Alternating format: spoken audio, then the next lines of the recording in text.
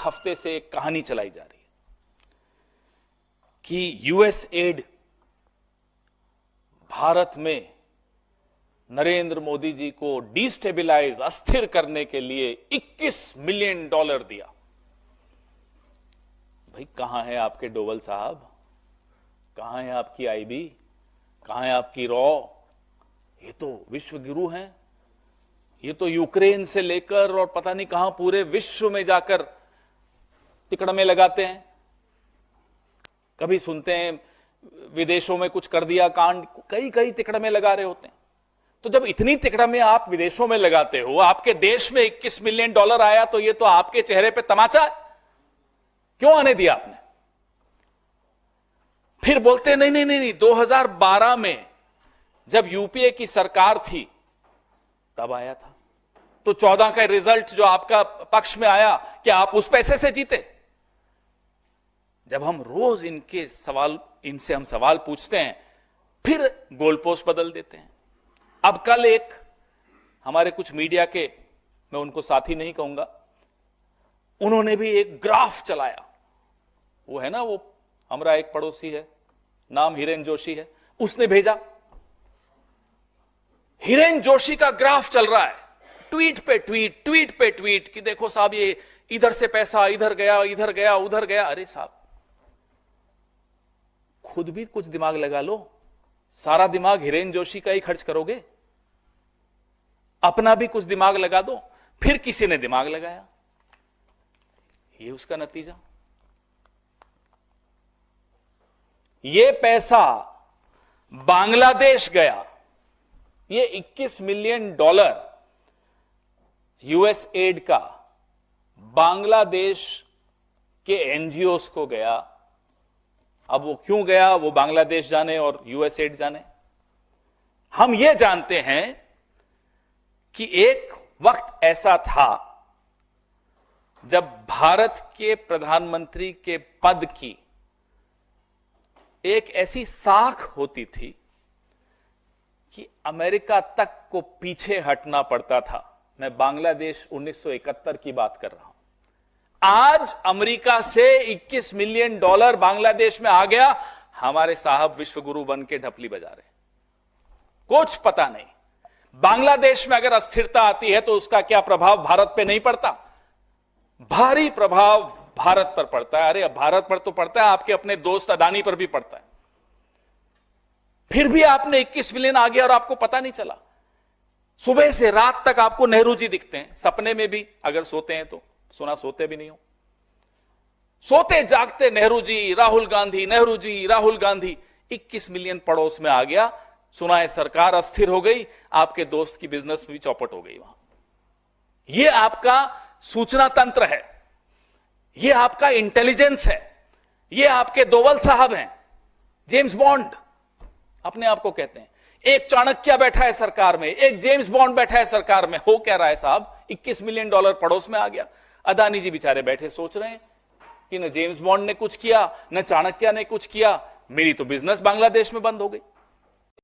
हम बार बार इनसे पूछना चाहते हैं कि आप ट्रंप साहब की धमकी सुनकर आ गए। उन्होंने कहा कि हम ब्रिक्स खत्म कर देंगे, मुस्कुरा रहे हैं साहब। उन्होंने कहा टैरिफ लगा देंगे भारत पर, मुस्कुरा रहे हैं साहब। ट्रांसलेटर 2 थे, इसलिए कोई ये नहीं कह सकता कि उन्हें अंग्रेजी समझ में नहीं आ रही थी। 2 ट्रांसलेटर थे। मुस्कुराइए मत, वो भी मुस्कुरा रहे थे, आप भी मुस्कुरा रहे हैं। जिन F-35 विमानों को खुद वहां के अदानी, अमेरिका के अदानी एलॉन मस्क बोल चुके हैं कि यह कबाड़ है, वही F-35 भारत पर थोपे जा रहे हैं और साहब मुस्कुरा रहे हैं। यह हुआ अमेरिका में, और हमें आकर कहते हैं कि हम यूएसएड से पैसा लेके इन्हें अस्थिर करते हैं। आप खुद जाकर अपनी सरकार को, अपने देश को अस्थिर कर कर आए हैं, उसका जवाब कौन देगा? अब लगातार मोदी सरकार के मंत्री यूएसएड के अधिकारियों से बात करते हैं, मुलाकात करते हैं। आपको फोटोज और एनेक्शर्स में दे रहा हूं। 2024 में पीयूष गोयल कि भाई 2030 तक शुद्ध शून्य कार्बन उत्सर्जन के लिए बैठक यूएसएड से की। ये यूएसएड से क्यों पैसे ले रहे हो साहब? आप लो तो देश के हित में है, कोई किसी और सरकार में कोई एनजीओ ले तो वो देश के विरोध में है। षड्यंत्र तो यह है कि 2016 की नोटबंदी से ठीक पहले यूएसएड से कैशलेस इकोनॉमी पे समझौते नरेंद्र मोदी करते थे। तो ये डिमोनेटाइजेशन क्या अमेरिका के कहने से हुआ? किसको लाभ पहुंचा रहे थे आप इस डिमोनेटाइजेशन से? अमेरिका के हाथ की कठपुतली बने हुए थे। करोड़ों करोड़ों हिंदुस्तानियों की नौकरियां गई, अनऑर्गेनाइज सेक्टर बर्बाद कर दिया। अमेरिका के कहने से किया। हम भी ये जानना चाहते हैं। कोविड में $100 मिलियन नरेंद्र मोदी जी ने यूएसएड से लिया। हम क्या मान लें कि आप भी उनके हाथों में खेल रहे हो? कहने को कोविड के लिए था, दरअसल कुछ और था। तो बोलने से पहले इन्हें 10 बार सोचना चाहिए। अपने संघ का इतिहास देखना चाहिए पिछले 70 सालों का, कि संघ ने कहां कहां से पैसे लिए, विदेशों में क्या क्या ये करते हैं। अमेरिका में संघ किन बड़े धनाढ्य लोगों के ऊपर निर्भर रहता है, अब मेरे मुंह से नाम निकल जाता, फिर केस होते हैं। यूरोप में क्या होता है, लंदन में क्या होता है, कौन है संघ के लोग लंदन में, और क्या क्या मीटिंग्स करते हैं, किसके खिलाफ मीटिंग्स करते हैं, किस तरह के षड्यंत्र रचते हैं, क्या किसी से छिपा हुआ है? हम भी 54 साल 7 महीने 40 दिन सरकार में रहे हैं, हमारे पास भी कुछ सूचनाएं होंगी। हम चुप हैं इसका मतलब नहीं कि हम वक्त पे नहीं बोलेंगे। हम चुप हैं इसका मतलब ये नहीं कि वक्त पे हम ऐसे कठोर कदम नहीं उठाएंगे कि संघ मुंह दिखाने लायक, शाखाएं तो छोड़ दीजिए, मुंह दिखाने लायक नहीं बचेगा। आज जो उछल रहे हैं, हमें मालूम है उनको कैसे बैठाना है और कब बैठाना है। अब यूएसएड की और मैं आपको बताऊं, देवेंद्र फडणवीस जी, मतलब पूरी लिस्ट है, अभी इतनी लंबी लिस्ट पढ़ूंगा तो पूरा दिन निकल जाएगा। 10 नवंबर 2022 को देवेंद्र फडणवीस जी उनसे आपसी सहयोग की चर्चा करते हैं। क्यों?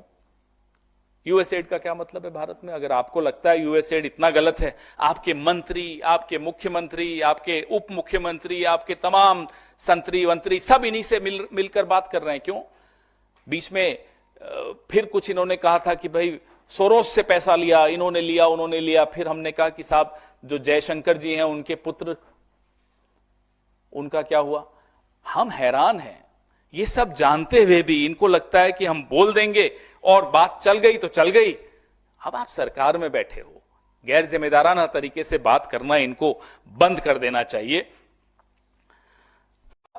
अमेरिका गौतम अदानी का नाम लेता है, कहते हैं झूठ बोल रहा है अमेरिका।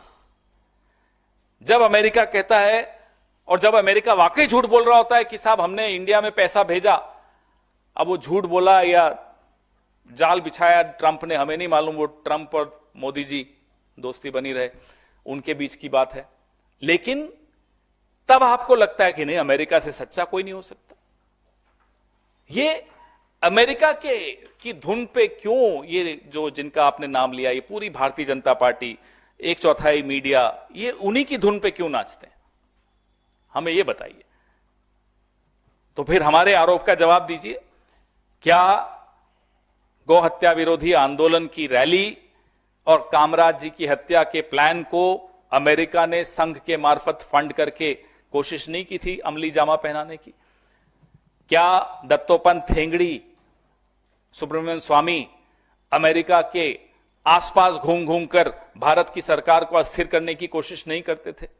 क्या फोर्ड फाउंडेशन 2012-13 में यूपीए सरकार को अस्थिर करने के लिए इन सबको और इनके टीम बी को पैसा नहीं दिया था? लगातार हमारे भी सवाल हैं, जवाब दें।